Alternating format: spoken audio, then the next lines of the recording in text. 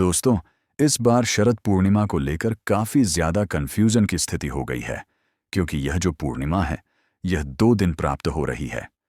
ऐसे में सभी भक्तों के मन में यह संदेह बना हुआ है कि 6 अक्टूबर या 7 अक्टूबर पूर्णिमा का व्रत हम किस दिन रखें। खीर किस दिन हम खुली आसमान के नीचे रखेंगे और किस दिन व्रत का पारण करेंगे और खीर का सेवन करेंगे, और शरद पूर्णिमा की रात की जाने वाले धन प्राप्ति उपाय हम किस दिन करेंगे। आज की इस वीडियो में संपूर्ण जानकारी आप सभी के साथ शेयर करूंगी।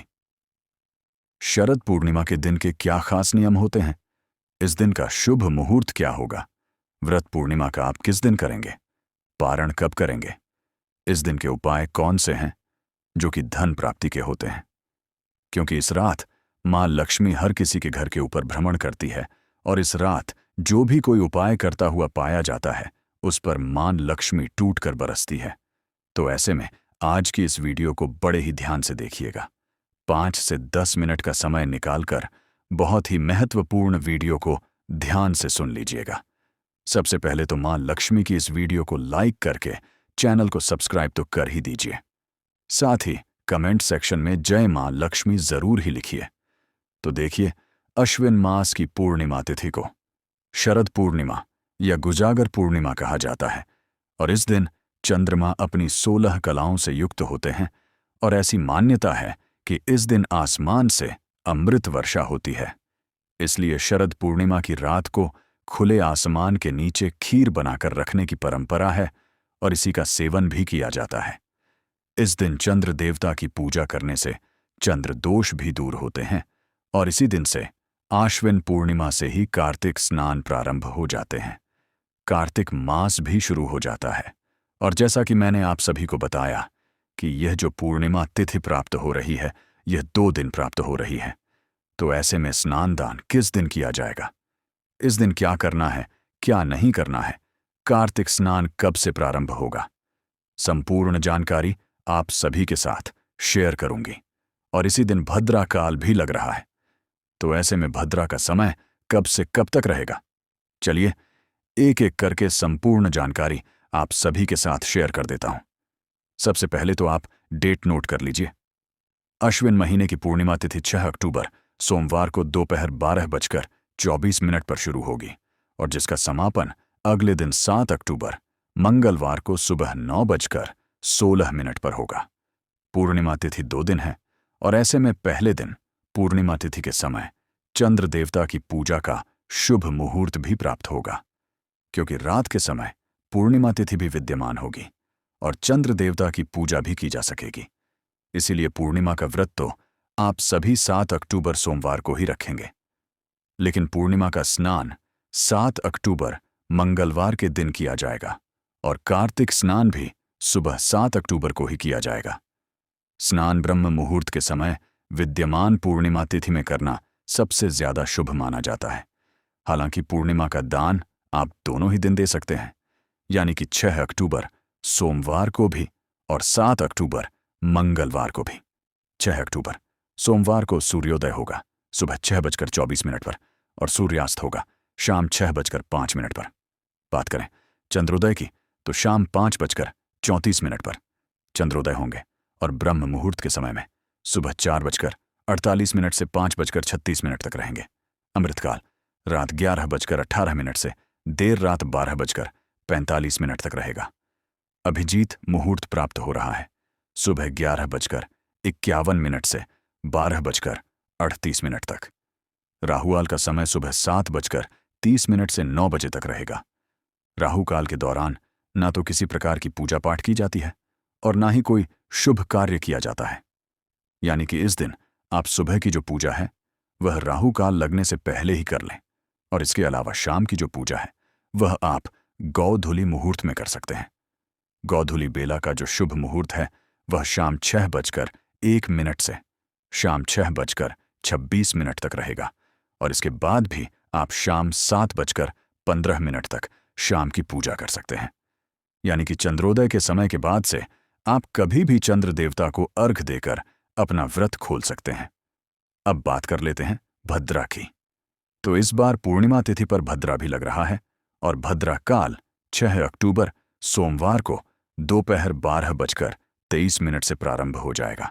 यानी कि जब से पूर्णिमा तिथि लगेगी, भद्रा भी उसी समय ही लग जाएगा, और जो कि रात 10:53 तक भद्रा की समाप्ति होगी।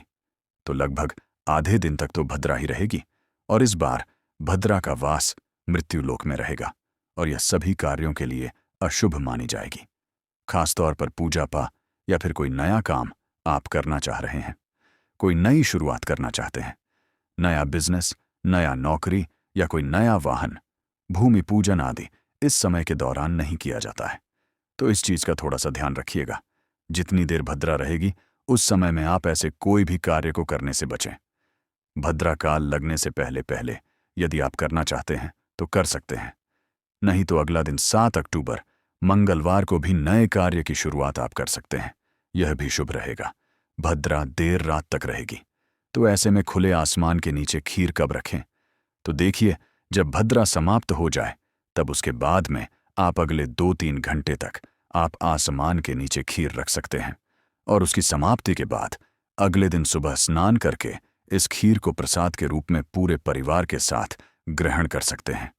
यदि ऐसा ना कर पाएं तो क्योंकि अगले दिन भी सुबह 9:16 तक पूर्णिमा तिथि है, तो आप 7 अक्टूबर मंगलवार को सुबह ब्रह्म मुहूर्त में उठकर स्नान करें, खीर बनाएं, और तारों की छांव में जब आसमान में चंद्रमा भी विद्यमान हो, उस समय आप इस खीर को खुले आसमान के नीचे एक आधे घंटे तक रखने के बाद में प्रसाद रूप में ग्रहण कर सकते हैं। बात करें 7 अक्टूबर की, तो 7 अक्टूबर मंगलवार को सूर्योदय होगा सुबह 6:24 पर, और सूर्यास्त का समय रहेगा शाम 6:04 पर, और इस दिन चंद्रोदय का समय रहेगा शाम 6:12 पर। ब्रह्म मुहूर्त का समय रहेगा, जो कि स्नान के लिए सबसे उत्तम होता है, वह सुबह 4:48 से लेकर 5:36 तक रहेगा। इस दिन राहु काल दोपहर 3 बजे से 4:30 तक रहेगा। ध्यान रखिएगा, पूर्णिमा तिथि 7 अक्टूबर को सुबह 9:16 तक ही रहेगी। तो पूर्णिमा का जो भी स्नान दान है वह आप इसी समय ही कर लीजिएगा। इसी दिन अभिजीत मुहूर्त रहेगा सुबह 11:51 से 12:38 तक। तो श्री सत्यनारायण भगवान की जो पूजा आप करते हैं वह 6 अक्टूबर 2025 के दिन ही करेंगे। अब बात कर लेते हैं इस दिन के जाने वाले कुछ खास उपाय की, जो कि धन प्राप्ति और आपकी तरक्की से जुड़े हुए होते हैं। तो देखिए, शास्त्र कहते हैं कि इस रात माता लक्ष्मी स्वर्ग लोक से निकलकर पृथ्वी पर आती है, और वे हर घर में झांकती है और उन्हें पुकारती है। कौन जाग रहा है? और जो भी भक्त रात्रि में जागरण कर माता की आराधना करते हैं, दीपक जलाते हैं, भजन कीर्तन करते हैं, मन से आवाहन करते हैं, उनके घर में लक्ष्मी जी का स्थायी निवास होता है। इसलिए इस रात धन और समृद्धि की वर्षा करने वाली रात भी इसे कहा जाता है। शास्त्रों में इस रात को अमृत और आशीर्वाद की रात कहा गया है।